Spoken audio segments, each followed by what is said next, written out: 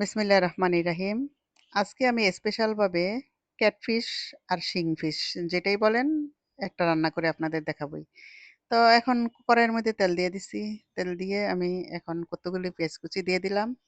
দিয়ে এখন আমি রসুন বাটা দিয়ে দিতেছি। দিয়ে এখন ভালোভাবে রসুনটারে কষাই নিব। একদম ভাজা, ভাজা করে কষাবো। তো দিয়ে দিলাম গরম পানি। গরম পানি দিয়ে এখন এই যে হলুদের গুঁড়া, মরিচের গুঁড়া, জিরার গুঁড়া দিয়ে এখন মসলাটা ভালোভাবে কষাই নিব যতক্ষণ পর্যন্ত ভাজা, ভাজা করে কষানো না হয়।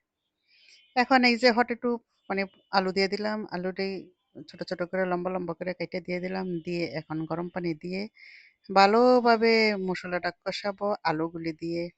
এখন দিয়ে দিলাম লবণ। লবণ দিতে আমার সবসময় লেট হয় এবং মনেও থাকে না। তো এই যে দেখেন এই ক্যাটফিশটা মানে শিং মাছটি আমি দিয়ে হলুদের গুঁড়া আর লবণের গুঁড়া দিয়ে বাদামি কালার করে ভেজে নিছিলাম। ভেজে নিয়ে তারপরে এই যে এখন ১০ মিনিট চুলার আগুনটা মিডিয়ামে দিয়ে কষাই নিতেছি।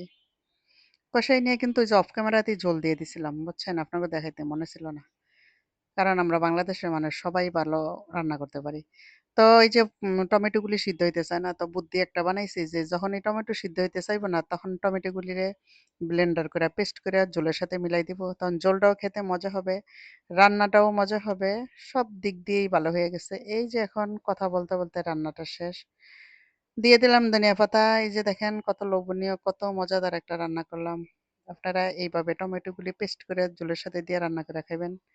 দেখবেন কত মজা হয় তরকারি রান্না। তো সবাই ভালো থাকেন। আল্লাহ হাফেজ। আসসালামু আলাইকুম।